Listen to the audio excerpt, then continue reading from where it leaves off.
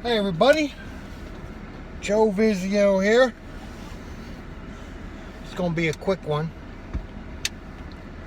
Kind of want to touch on this thing here a little bit more. The whole older sibling, stepchildren kind of thing. And in this one, I want to talk about having to be responsible for our younger siblings. Now, that didn't so much happen with me. I was the younger sibling, and even when it came to the other two boys that were in our lives for a short time, we were all kind of pretty close in age anyway, that we just really hung out together. So that wasn't an issue with me, but I've seen this happen a lot of times. And we kind of had the situation a little bit in our family with my wife's parents and my wife's sister. And, this is kind of where I talk about this really being a gray area sometimes with this here. And in this case, where, she's got two boys, there's a good bit of age in between them, like 6 or 7 years in between them. And sometimes the older boy may be held back from doing things because Mom is just trying to make sure things are fair. And you can't really fault her for doing that. She's just protecting the kids. But we also need to make sure that it's just that we're not hurting one of the kids either. So in a case like this where the older boy wants to do a sleepover at his grandparents' house, and it's not like, the grandparents, they treat everybody equally. I mean, when they do for one, they do for the other. It might be on different days. Maybe on Tuesday they're going to take my daughter, and then on Wednesday they're going to take the young boy, and it's kind of things like that go on. But that kind of happened, and the older boy was a little upset because he couldn't do something because the other boy wasn't, in this particular case, invited to do it. And again, it's not that this boy is always left out. It was just in this case, we're going to take the one boy, and the next time we do it, we'll take the other boy. And kids don't understand that.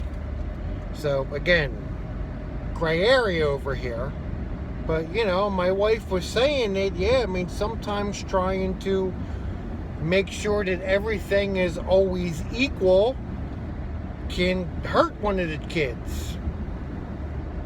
And with that there, it really just takes a bit of common sense to know the difference in what is happening in those situations. A little bit of common sense, a little bit of finesse. Okay, you're going to take the older boy for a sleepover. That's okay because it's going to give me a little bit of time, and I'm going to take the younger boy out for an ice cream and do something special with him then. And again, I have to reiterate that this isn't something that it is a common occurrence to where the grandparents are always slighting one of the kids in favor of the other. This does not happen. So, gray area on that. So, another situation is you have to take your younger sibling. Mom, I want to go with my friends. Okay, no problem. Just take your little brother. That is so unfair to have to resort to making an older child responsible for a younger child just because they want to go do something. You want to go hang out with your friends, okay? The price that you're going to pay is that you have to watch your little brother while you are hanging out with your friends. And I have a little story to tell about this. And again, this is kind of a hard one. There was this boy. He was my friend in our youth, and we're probably talking, I met him probably when I was 7 years old, and I knew him, and he was a part of my life up until I was probably, I want to say 11 years old. And around that time, his family, they had to move because there was some really, really bad, unfortunate thing that happened. Now, this friend of mine, we'll call him Michael. Michael was one of them that when he wanted to go do something, he had to take his little sister with him. Stacy. And I'll use her real name.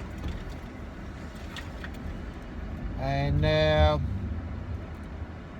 it turned out that Michael was getting stuck a lot of times being responsible for his younger sister. Anytime that they went out, it was always take your sister or you're not doing anything. And, if Michael was 7, 8 years old, his sister was 4 or 5 years old. So, I mean, we're talking she was a young child.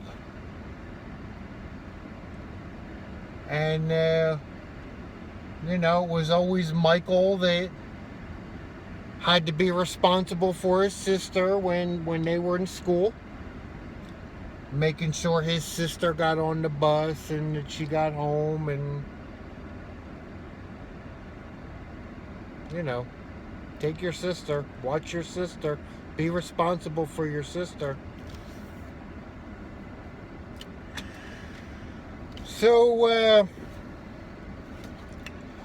where I lived, and Michael only lived a few houses down from where I lived. Where I lived, we got a bus ride to school because of the road that we had to cross. It was a big road called Roosevelt Boulevard in Philadelphia. And this was four lanes of traffic, and each one of the lanes was divided up into 3 separate lanes. So we're really talking about 12 lanes of traffic on this boulevard, okay? And this was a pretty busy area. And then let's not forget the little side streets and stuff like that are turning onto Roosevelt Boulevard, which, if you crossed it at the right place, you were actually going across 15 lanes of traffic easily. So, Michael one day was kept after school for a detention. And of course, his little sister had to sit in that detention with him. And which meant that they had to walk home and they had to cross Roosevelt Boulevard. And as they were crossing, There was there was nothing he could have done.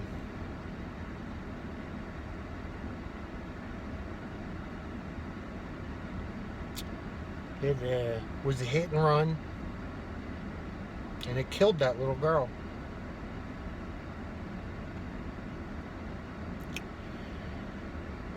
And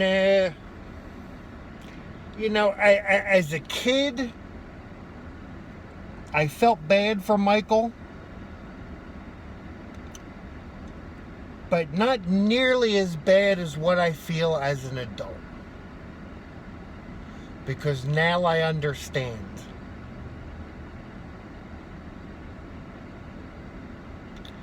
I understand that Michael was really at an age that he could have barely have been responsible for himself.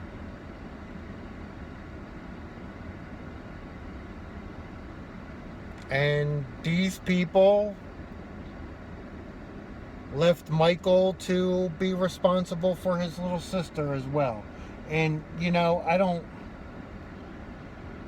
remember what the situation was, if you know, latchkey kid kind of situation where his mom and his dad were both out working. You know, from what I remember, mom was a stay-at-home mom because she used to babysit me and my sister.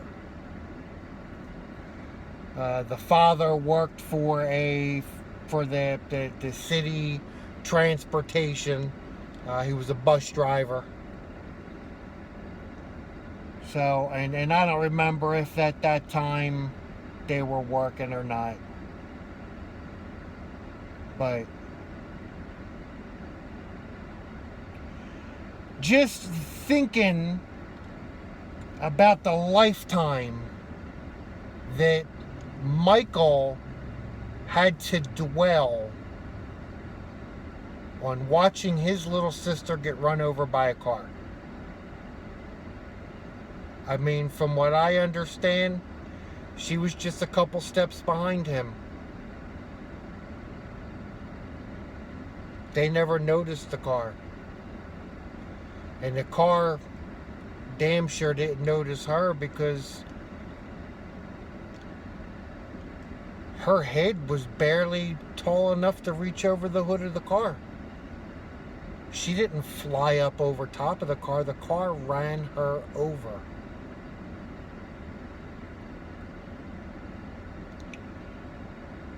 And I'm sure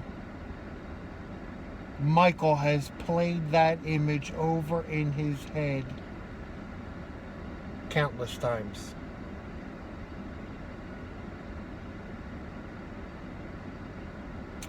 Michael was my friend. I bullied Michael a little bit. You know, he was a little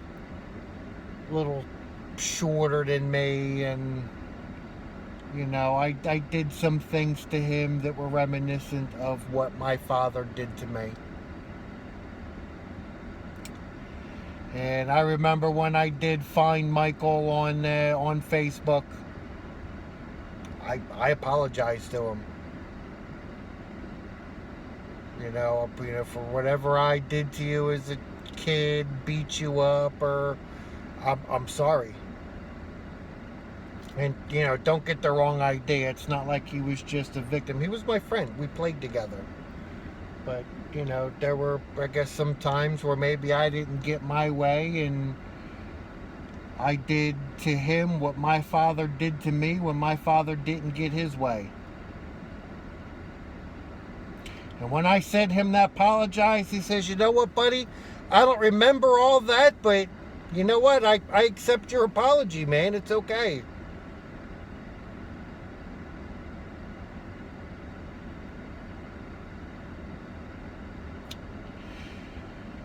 So I got a second chance.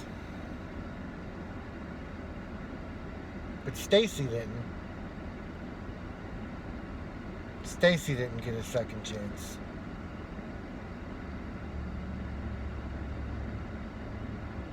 Take your little sister with you. Watch your little sister.